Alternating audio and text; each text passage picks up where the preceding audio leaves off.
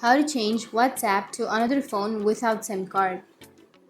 So if you want to change your WhatsApp to another phone without the SIM card, then first you just need to open up your WhatsApp. Now once you open your WhatsApp, go for the upper right which has that three dots and tap on linked devices.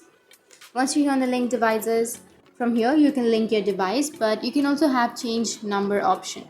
But if you don't have option right here, then you just need to simply go for settings.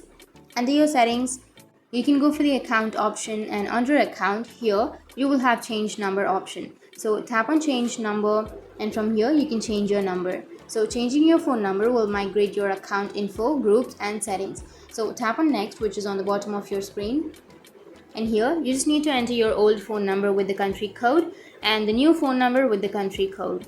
And once you've added, tap on next, which is on the bottom of your screen, and then your number will be changed. So that's how you can change your WhatsApp from one phone to another without the SIM card. And if you have any questions, feel free to comment below. Thanks for watching.